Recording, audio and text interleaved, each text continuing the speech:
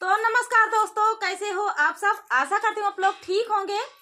तो आज सुनाएंगे हम सब आप सभी को दहेज गीत। तो दहेज एक दुख भरी कहानी है ये एक औरत की। तो आप लोग सुनिएगा गीत और बताइएगा कैसा लगा। बहुत ही दर्द भरा दहेज गीत है।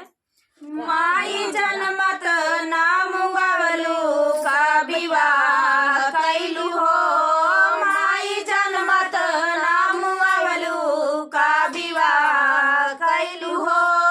हमरे पापा गरीब, हमरे मम्मी गरीब, हमरे पापा गरीब, हमरे मम्मी गरीब। मंगिया तिलक में दहेजवा पापा कैसे देबो, मंगिया तिलक में दहेजवा पापा कैसे देबो। लइके दियना से सलैया हम जला जाइबो, लइके दियना से सलैया हम जला जाइबो। यही दहेजवा के कारण हम फुका जाइबो, यही दहेजवा के कारण हम फुका जाइबो। माई जनमत नाम गावलू का विवाह कैलू हो, माई जनमत नाम गावलू का विवाह कैलू हो।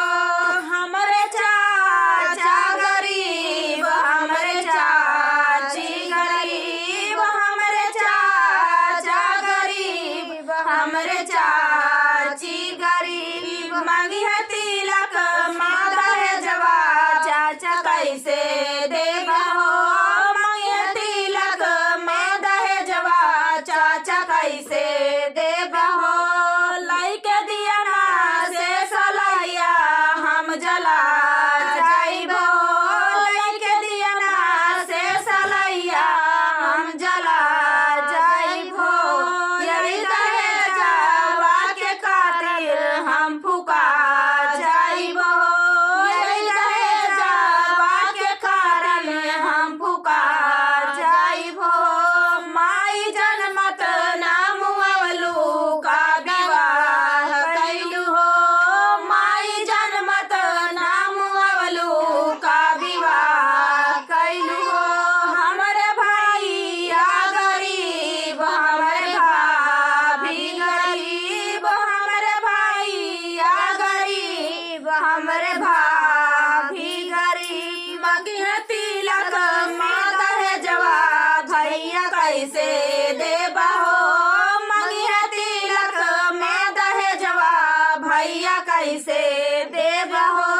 लइके दियना से सलैया हम जला जाइबो, लइके दियना से सलैया हम जला जाइबो।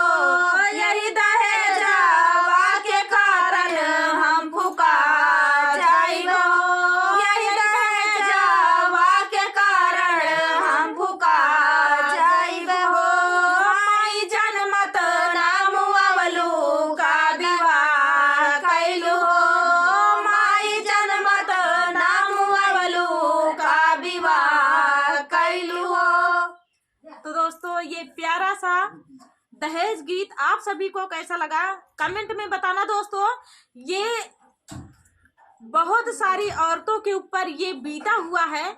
तो एक औरत ये इस शब्द को लिखी हुई है। तो आप लोग को कैसा लगा कमेंट में जरूर बताना दोस्तों। तो चलिए दोस्तों, मिलते हैं नेक्स्ट वीडियो में। तब तक के लिए नमस्कार।